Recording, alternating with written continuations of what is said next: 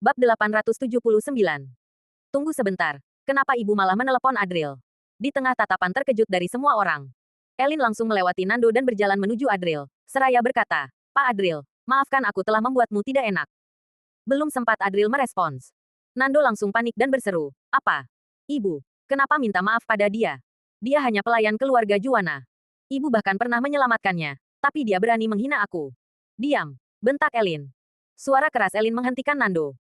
Hanya dengan satu makian, Nando tidak bisa menerimanya dan langsung berkata, "Ibu, kamu tidak pernah memarahiku. Sekarang kamu marah hanya karena Adril." Elin terlihat sedikit terluka, tetapi dia menarik napas dalam-dalam. Dadanya yang tinggi naik turun seiring hembusan napasnya. Lalu berkata dengan suara tegas, "Pergilah, aku yang akan mengurus ini." "Pergi. Kenapa aku harus mundur?"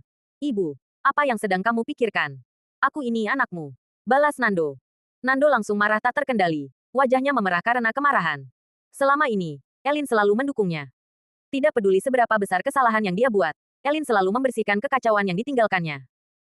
Sekarang ibunya sendiri justru berpihak pada orang luar. Sementara itu, semua orang lainnya tertegun bahkan Elin tampak ragu. Betapa Elin sangat memanjakan putranya sudah menjadi rahasia umum. Dalam situasi apa seorang ibu akan memukul anaknya demi pria lain?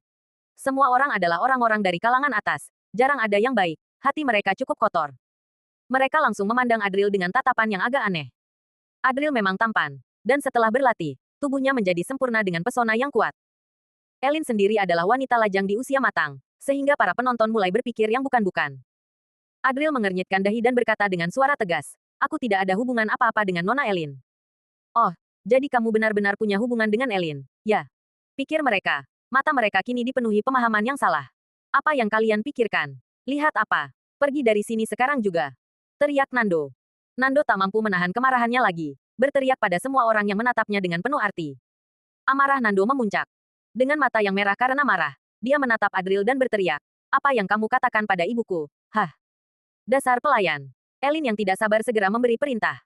"Yesi, bawa dia pergi agar dia bisa menenangkan diri." Wanita berpenampilan elegan bernama Yesi segera maju untuk membawa Nando pergi. Meski begitu, Nando tetap memberontak, menatap ibunya dengan amarah yang membara. Dia seolah-olah memang sudah terbiasa dimanjakan. Berani berteriak kepada Elin, "Ibu, kenapa kamu menatapku? Kamu yang tidak adil dalam menangani masalah ini. Aku tidak peduli hubungan apa yang kalian miliki. Tapi jika kamu tidak membelaku, aku akan bicara dengan leluhur keluarga." "Dan kamu," teriak Nando. Kemudian, Nando menunjuk Adril dengan amarah yang menggelegak. "Kamu tunggu saja. Hari ini belum berakhir. Aku bersumpah, aku akan membuatmu mati." Melihat ibunya membela Adril, saat ini dia hanya memiliki satu pemikiran, yaitu menganiaya Adril sampai mati. Mendengar ancaman dari Nando, Adril hanya tersenyum tipis sambil berkata, "Aku akan menunggu." Setelah Nando pergi, Elin memandang dingin ke arah kerumunan orang yang masih tersisa. Hari ini Nando membuat keributan di acara lelang, tapi itu tidak melanggar aturan pelelangan 4 sudut. Kalian mengerti? Semua orang tentunya mengerti. Lagi pula, siapa yang mau berurusan dengan seorang anak nakal? Sebaliknya, sekarang semua orang lebih ingin menonton drama yang terjadi. Setelah orang-orang pergi, mereka semua memandang Elin dan Adril dengan tatapan yang agak ambigu. Selain itu, satu kalimat dari Elin selanjutnya membuat rasa ingin tahu mereka semakin membara. "Pak Adril, maukah kamu mampir ke kantorku?" tanya Elin.